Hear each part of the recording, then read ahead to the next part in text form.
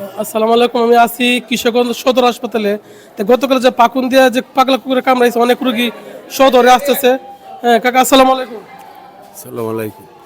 হ্যাঁ যে হ্যাঁ, কুকুরে যে কামড়াইছে প্রথম দিকে একটু বলেন। হ্যাঁ এই যে কুকুরে কামড়াইছে আমি মির্জাপুরতে আয়া এনো লেখার হয়েছে আর ওটুতে নামছি আর একটা ওটুর মধ্যে উঠতে কিশোরগঞ্জ আয়াম এরপরে একটা লোকে কইতেছে কই সাইডুন কি সাইড হইতে মেটে তো আর বুঝছি না।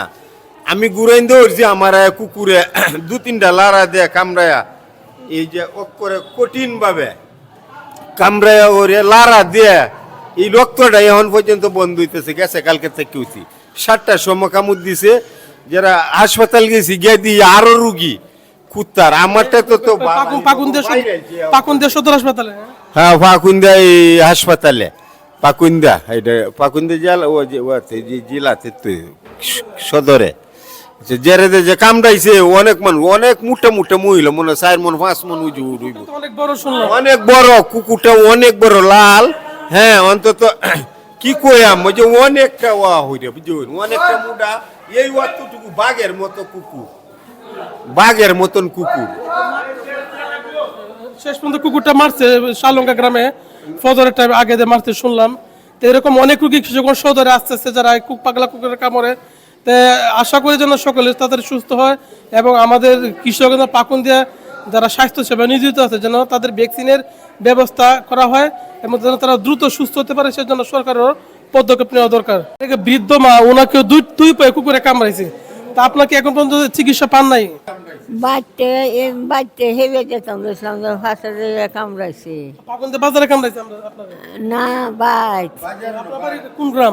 ফাট্টা ভাঙ্গা দেখেন পাকুন্দিতে পাটুয়া ভাঙ্গা গ্রামে এই মুরব্বীকে কামড়াইছে। আমার বাচ্চা যখন থাকলাম একটু হেবে যেতাম যে ফাঁসা জায়গায় কামড়াইছে। কাগজও নতুন কাগজ চাই একটা সিরিয়ালছে ফালাই দিছে একটা কামড় দিতে ঘুরেছি যারা কামড়াইছে। আপনাদের গ্রামে কয়জনে কামড়াইছে? কামড়াইছে অনেকজন রে।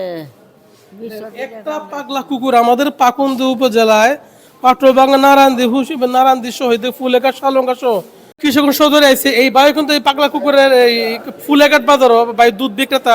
হ্যাঁ ভাই বলেন তো আপনাকে কেমনে কামড়াইছে? আসসালামু আলাইকুম রহমতুল্লাহি ওবারাকাতুহু। আমি আমার বাড়ি হলো বিনাটি ইউনিয়ন গ্রাম বুড়িচর। আমার নাম মোহাম্মদ রিপন মিয়া। আমি ফুলেরঘাট বাজারে দুধ ব্যবসায়ী। আমাকে কালকে প্রায় 3টার দিকে কুকুরে এই একটা লাল মোটা কুকুর হঠাৎ করে আয়া আমাকে এই ট্যাঙ্গের মধ্যে খামুদ দিয়ে জাঠানি শুরু হচ্ছে। যে চাইছিলাম কুকুরে আমি কুকুরে ধরতে কুকুর চলে গেল, দৌড়ে গেছে গা। এই কামড়ে তো আমার ট্যাঙ্গের যে ঘুষ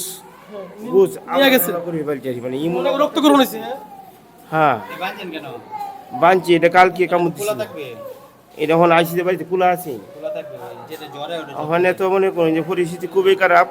আপনারা দেশবাসী যারা আছেন সবই কুকুরের থেকে আপনারা সাবধানে থাকবেন, খুব নিরাপদে থাকবেন এই আশা প্রত্যাশা করি আমি। আসসালামু আলাইকুম।